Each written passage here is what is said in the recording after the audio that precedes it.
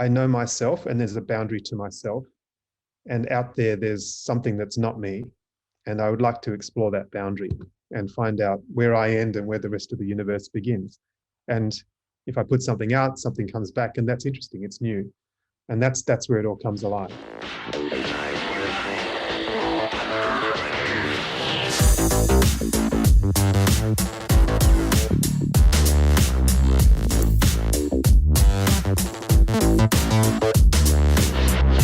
Hello and welcome to another episode of Idioms of Normality on Future Framed TV, the collective podcast series of Traces.Dreams. And thanks for joining us for this episode of Idioms of Normality.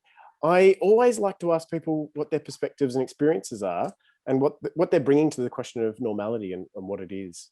So what perspectives and experiences do you bring to this question? So I have a couple of ways of thinking about that. So one is I'm a doctor, so I'm a medical doctor, physician, and normal is something that we talk about all the time, usually normal range of test results, normal and abnormal findings on examination, things like that. So it's a very frequent idea. In other life, so Australian, African, lived in Australia, lived in Sierra Leone. And so I've sort of lived in a couple of different cultural environments. And, you know, growing up, you sort of think of what's around you as the way things are, go somewhere else and they're different. And so it's sometimes hard to know which one is best or worst, and everyone talks about what's normal for wherever you are. And so that's sort of part of the way I think about it. And also a friend of mine, her father is a psychiatrist, and I remember him stopping me in Salamanca Market one day when I was there as a student and saying, don't ever accept a statistical definition of normal, and, you know, try to escape the tyranny of the bell curve. And then he set off on his journey around Australia in his solar-powered combi van. Yeah. Interesting. Yeah, that was always stuck with me. What is normal? I think normal is a definition. Well, it is a statistical definition. It's what happens most of the time. It's the tendency for results to cluster in a particular range of distributions if you're doing the numbers on a population. But it's got two meanings to me. It's got two meanings. One is what usually is, and the other is what things should be. And those are not always the same thing. Yeah. And often you kind of slip from one to the other in conversation or in work particularly for me. Yeah. And then every now and again you get reminded that they're not the same thing, particularly when in medical tests, the normal, it's based on a normal range, which means that, 95% of healthy people will have a test result that's within these particular, upper and lower boundaries. But that means that 2.5% of people have one that's lower and 2.5% of people have one that's higher, who are healthy people. And so if you come across one of those people, you can either say, no, this is just their normal, or you can try like hell to try and bring them back into the normal range. And that sometimes involves giving them medications they don't need, which can be quite harmful. So every now and again, you have to remind yourself they're different things. What is and what should be are not always the same thing. There's a few things I want to pick up on in your answer, because first of all, I noticed that you talk about the normal range. You're not just talking about a single statistic. You're not talking about a single number. You're saying there's a range. And I think that's interesting, because in many instances, when we think about the average or the normal, we think about a single digit or a single number. But you're talking about a range, which changes the calculation a little bit, doesn't it? Yeah.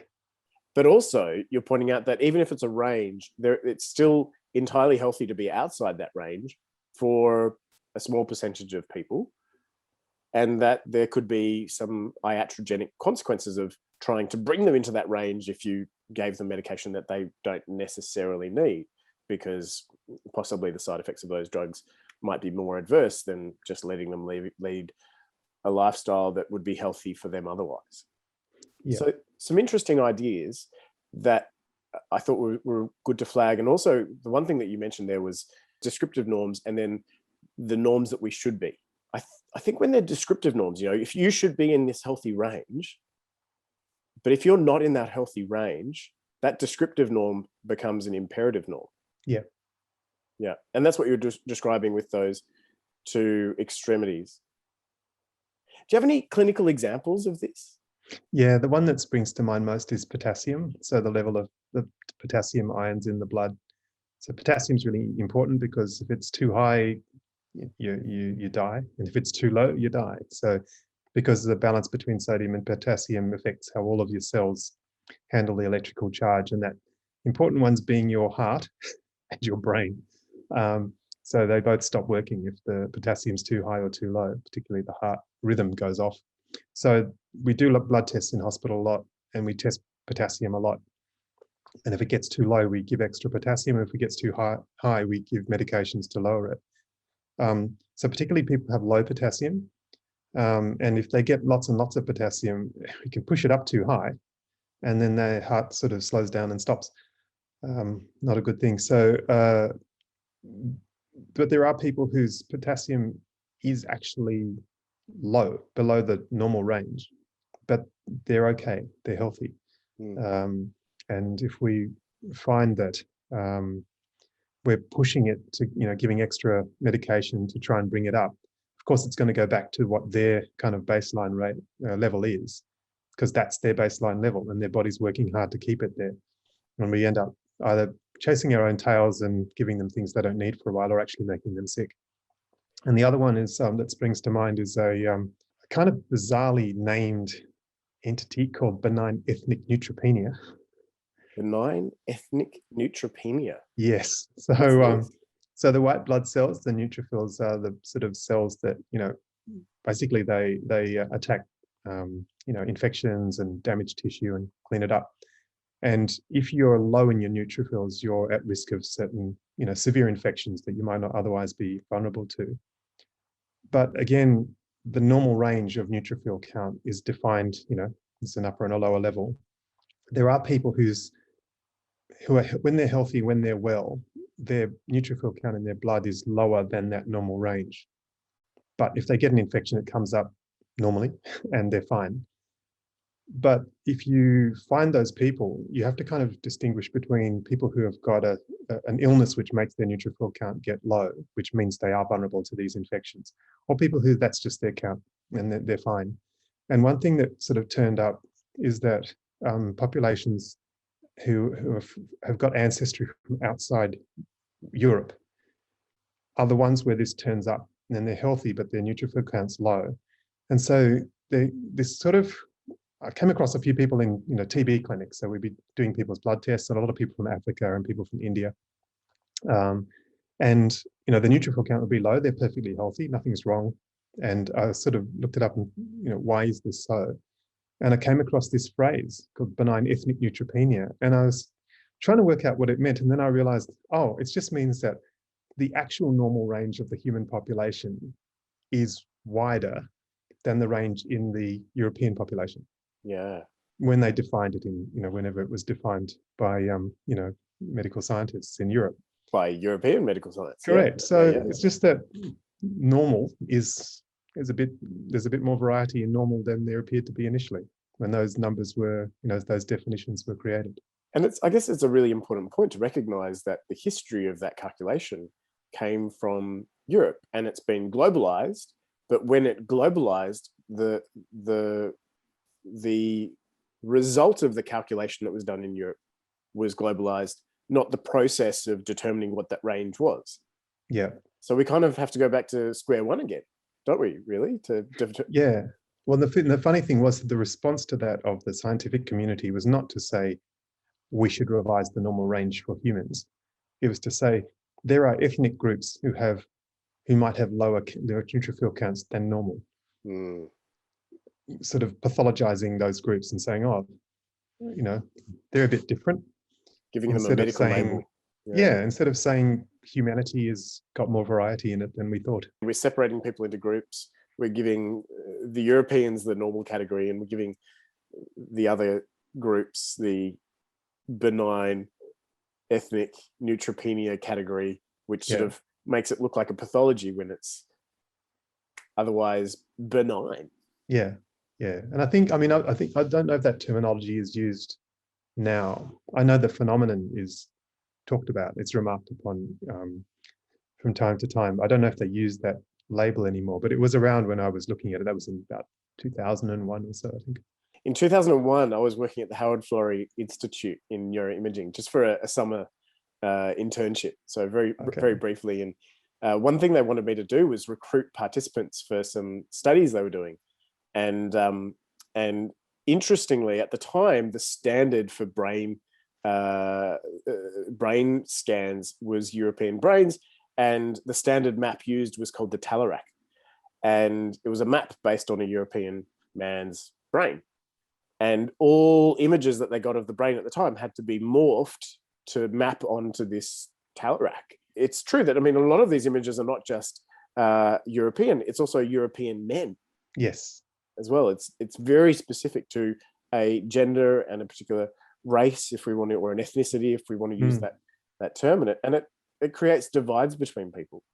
And you work with some interesting populations. You work across not just one ethnic group, you work across a lot of ethnic groups. Yeah, so I work with very diverse populations. So I work in Southeast Melbourne in public hospital in southeast of Melbourne, and also in a refugee clinic that's sort of affiliated with that hospital. And it's one of the most, culturally diverse places in the state, probably in the country. So there's people from all continents. A lot of them have come from, whether it's migrating for work or as refugees or study or whatever.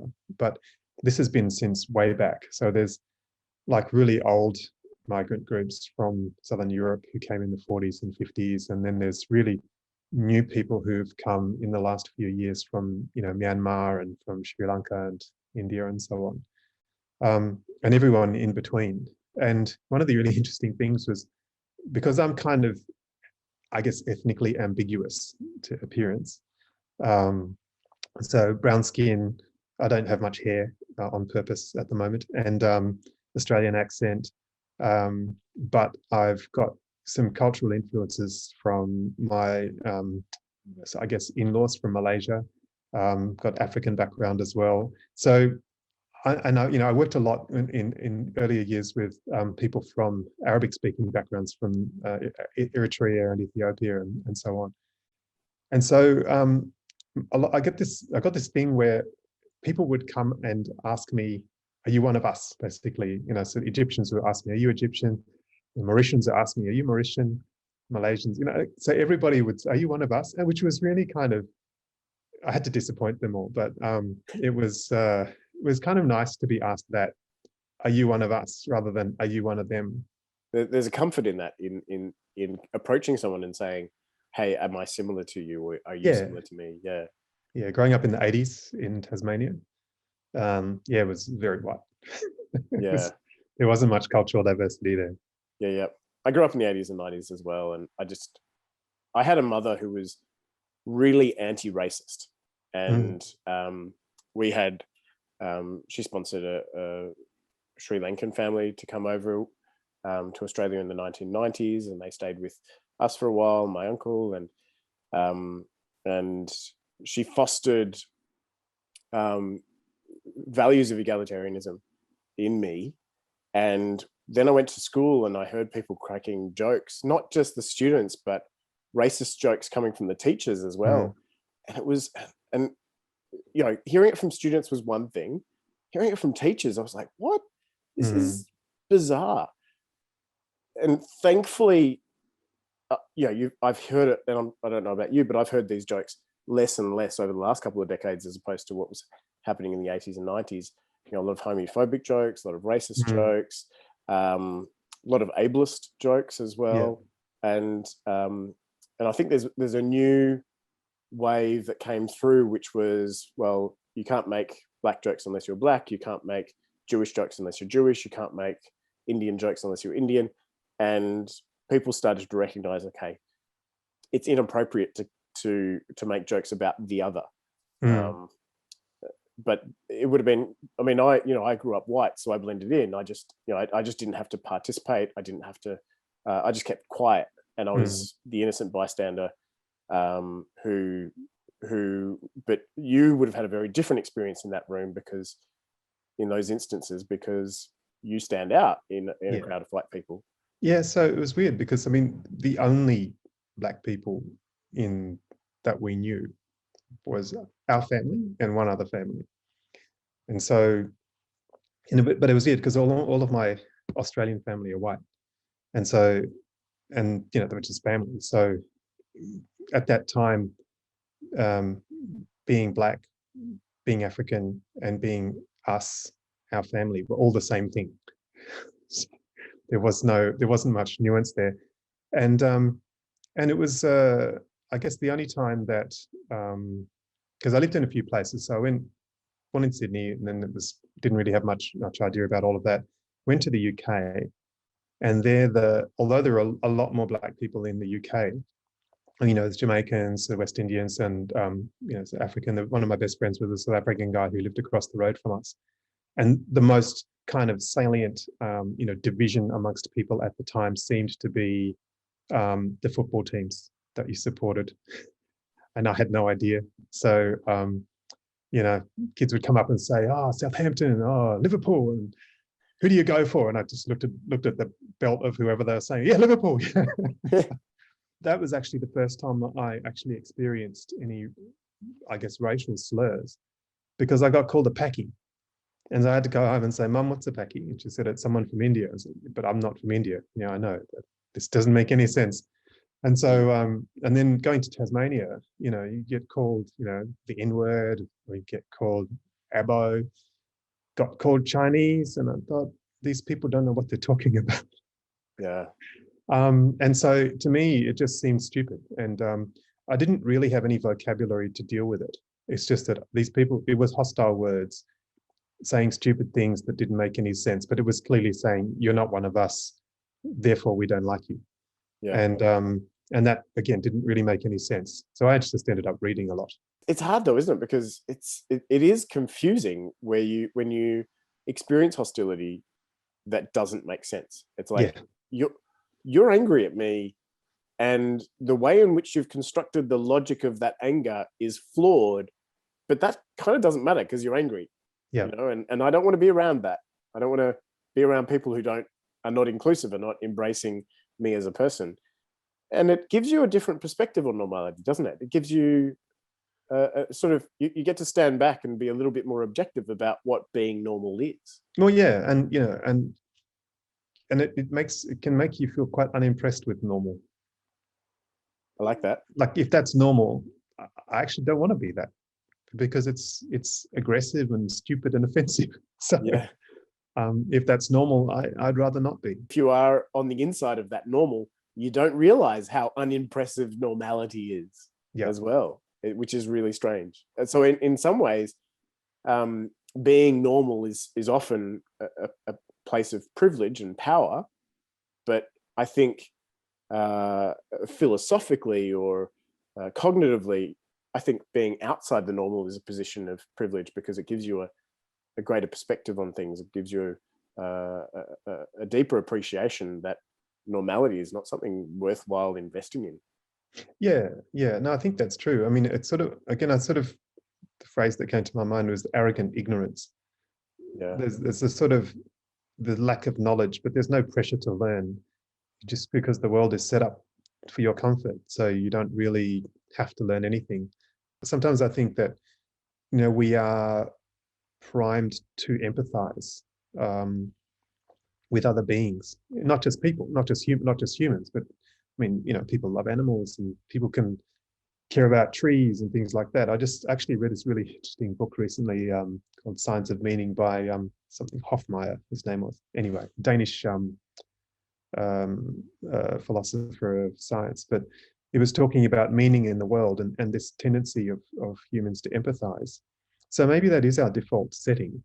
But again, it doesn't take many people to change that culture. I mean, there are people who are very forceful at dividing others and triggering really, violent or exploitative kind of relationships. Yeah.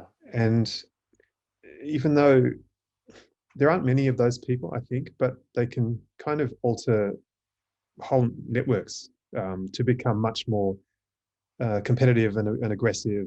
And when that becomes institutionalized, then it's very hard to shift, I think. And then everybody's just basically trying to survive. How would you describe those people? Predators? Predatorial? Yeah, okay. Yeah, I think Yeah. they're predatorial. I mean, because the thing is, they don't cooperate with each other either. I mean, there are people like that, but they are actually often trying to get one up on another of the same, a person who's got that same attitude. Yeah. And they can, I think because sometimes they're willing to go further than others to get an advantage, then in the short term, their will often becomes the way that things are done. But at the same time, there is resistance to that too. I'm often quite heartened when I see in Australian census results that Buddhism has been the fastest growing or spreading religion in Australia for many years. And I find that quite heartening, because Buddhism has these values of empathy and love and care for each other. And is also, in some ways quite scientific. It's like, at least the books on Buddhism that I've read. I look back on history, and sometimes my impression is that religions like Buddhism are very rapidly taken over by more predatorial religions, because they're more forceful, whereas Buddhism is more like swaying and bending and, oh, okay, you need me to adapt, and yeah, we can make this work. And so that empathy and the predatorial mindsets can mean that the predators take advantage of the empaths. It's a funny, strange evolutionary setup that we've got for humans, isn't it? Yeah. No, I think it happens it can happen in lots of different religions. I mean, I think Christianity was, the basic premise of Christianity being, love for your neighbor, as opposed to love for your family and love for your, that sort of line of ancestry, and restricting your love to those who are in the clan or the family. So that Christian love was supposed to be across those boundaries. So that was pretty revolutionary at the time. And it's incredible that religion spread as well. Yeah. But then, of course, the dominant form of that religion became an institution, which was very hierarchical and very exploitative and very predatory. And yet, that same institution in some places like, Latin America became a force to rebel against autocracy and against dictatorship, the sort of liberation theology kind of Roman Catholicism. So I think it's powerful, but it doesn't determine what, its effect, and I think you could probably say similar things about most religions, that they satisfy a need, a social need, a spiritual need, and then they can be used to bring people together, or they can be used to divide people. And the same with ideologies of other kinds too, I think. Tell me about your martial arts. I mean, there's a lot of philosophy in martial arts, right? Yeah. It changes the way we see the world. And your opponents in martial arts are also adversaries, like we, or I should put that the other way around, our adversaries when we're training martial arts are also our friends. Yes. We respect each other, and we are kind to each other, which is why we can have a good laugh, because, we learn from each other, and we know how to trust each other, and yet also have a little bit of that competition in there. It's this beautiful mix of competition and cooperation. And that's the thing I think that attracts me to continue, is that that tension, that creative tension. And they are more widespread. It's very widespread now. Lots of people do different martial arts now. It's not as unusual as it used to be. There's lots of different practices that can give the same satisfaction. I think the more I think about it now, the things which I thought were unique and precious and important to me about martial arts are also found in, music and gardening and all sorts of different things. But the thing that I think, for me, the thing that unites them all is that I know myself and there's a boundary to myself, and out there, there's something that's not me. And I would like to explore that boundary and find out where I end and where the rest of the universe begins. And if I put something out, something comes back, and that's interesting, it's new. And that's where it all comes alive. This beautiful personal history and professional expertise that you bring to the question of normality, let me ask you what questions we should ask about normality. I think we should ask ourselves if it's useful for what we want to do. That's the main thing. I mean, I think it is a very useful framework to have, but we should use it for a purpose which is good. And for me, that's, how do we use it to help ourselves, help each other? How do we bring people together? How do we flourish as individuals and groups? Is this concept of normality helping that, or is it hindering it? And that's both in the descriptive sense, and how do we understand what we are actually doing now? And in the purpose, what should we do for the future? And I think if whatever our idea of normal is helping us become cohesive and cooperative and creative and peaceful, then yes, use it. But if it's not doing that, then we should probably throw it out. Dr. Chris Lemoh, thank you so much for spending your time with us and your wisdom, because it's been an absolute pleasure to chat with you and have you on Idioms of Normality. Oh, likewise, Paul. I really appreciate that talk. I've learned a lot as well. And if you're at home, don't forget to like, share, subscribe, leave a comment. We'll try and get back to you on any questions you may or may not have. Thanks very much. Thank you.